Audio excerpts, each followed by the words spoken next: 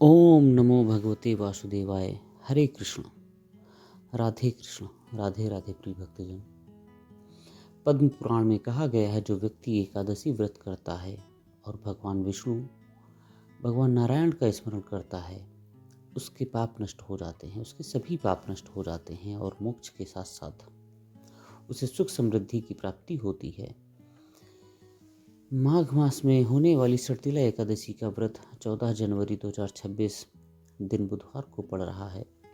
व्रत का पारण उसके एक दिन बाद 15 जनवरी सुबह 7:15 से 10 बजे तक है। सड़तीला एकादशी का वर्णन पद्म पुराण एवं स्कंद पुराण में मिलता है। सड़तीला अर्थात 6 प्रकार के तिल। 6 प्रकार के तिल जिनका अलग अलग प्रकार से उपयोग किया जाता है, प्रयोग किया जाता है, दान दिया जाता है, स्नान की जाती है। इसका बड़ा ही महात्म्य बताया गया है।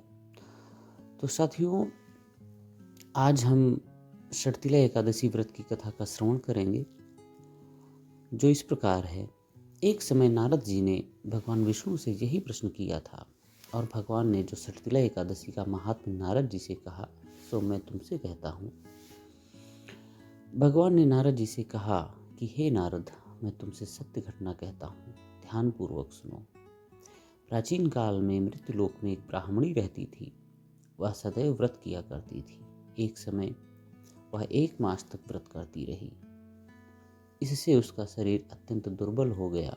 यद्यपि वह अत्यंत बुद्धिमान थी, तथापि उसने कभी देवताओं या ब्राह्मणों के निमित्त अन्न या धन का दान नहीं किया था।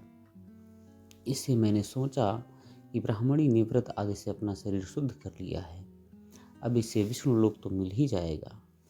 परंतु इसने कभी अन्न का दान नहीं किया, इससे इसकी तृप्ति होना कठिन है। भगवान ने आगे कहा, ऐसा सोचकर मैं भिखारी के वेश में मृत्युलोक में उस ब्राह्मणी के पास गया और उससे भिक्षा मांगी। वह ब्राह्मणी बोली, महाराज किस लिए आए हो? मैंने कहा, मुझे भिक्षा चाहिए। इस पर उसने एक मिट्टी का ढेला मेरे भिक्षा पात्र में डाल दिया। मैं उसे लेकर स्वर्ग में लौट आया। कुछ समय बाद ब्राह्मणी शरीर त्याग कर स्वर्ग में आ गई। उस ब्राह्मणी को मिट्टी का दान करने से स्वर्ग में सुंदर महल और बाकी सुख सुविधाएं मिली, परंतु उसने अपने घर को अन्नादि सब सामग्रियों से शून्य पाया। घबराकर वह मेरे पास आई और कहने लगी कि भगवान, मैंने अनेक व्रत आदि से आपकी पूजा की, परंतु फिर भी मेरा घर अन्नादि सब वस्तुओं से शून्य है। इसका क्या कारण है? इस पर मैंने कहा, पहले तुम अपने घर जाओ, देव स्त्रियाँ आएंगी तुम्हें देखने के लिए। पहले उनसे सड़तीला एकादशी का पुण्य और विधि सुन लो, तब द्वार खोलना। मेरे ऐसा वचन सुनकर वह अपने घर गई।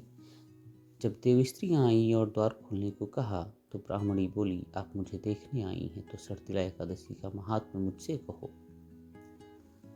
उनमें से एक देव स्त्री कहने लगी कि मैं कहती हूँ।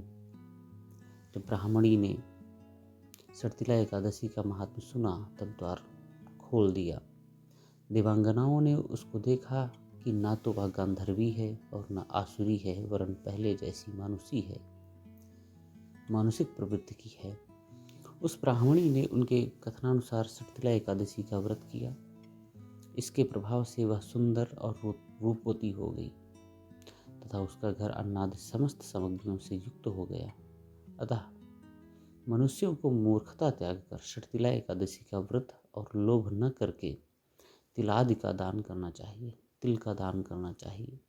इससे दुर्भाग्य, दरिद्रता तथा अनेक प्रकार के कष्ट दूर होकर मोक्ष की प्राप्ति होती है। तो यह व्रत भगवान विष्णु को प्रसन्न करने और मोक्ष आदि की प्राप्ति के लिए किया जाता है। तो सभी भक्तजन व्रत को विधिवत धारण करें। नियम, उपासना, अपनी श्रद्धा के अनुसार जो कुछ दान हो पाए उसको करें। और इस व्रत में तिल का बहुत महात्म्य बताया गया है। तिल के बारे में बहुत सारी चीज़ें बताई गई हैं। अगर आप कर पाते हैं तो बहुत ही अच्छी बात है। और इसी कथा के साथ संपूर्ण कथा सुनने के लिए आप सभी भक्तों का धन्यवाद।